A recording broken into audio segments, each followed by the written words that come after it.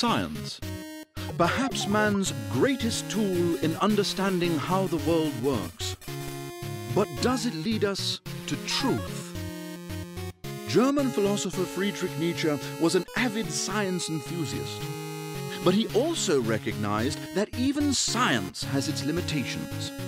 See, science touts the ability to explain the world when, according to Nietzsche, it can only describe it. For example, science might attempt to explain why fire burns by saying it's an exothermic combination of a combustible material with oxygen. That certainly describes how fire burns, but it doesn't quite address why. As in, why does fire exist the way that it does? Although science has allowed us to describe the world in greater detail, we're still completely clueless as to the meaning behind it all.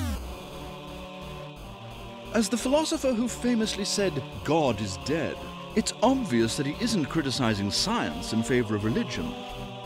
But he recognizes this dilemma. Religion attempts to answer the question of meaning, but the achievements of science have cast doubt on such beliefs. Science may try to fill this void of meaning, but it can't. Because as Nietzsche said, science has no consideration for ultimate purposes. The problem for Nietzsche is most people don't recognize this limitation and instead worship science as a kind of new religion, an objective value for a godless age.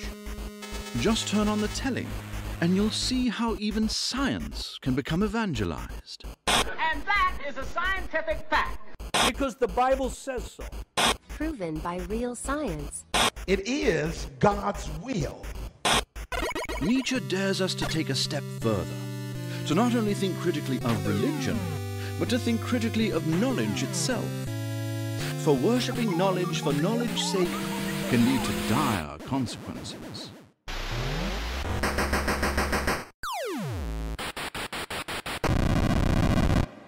As he said, man shouldn't be the servant of knowledge. Knowledge should be the servant of man.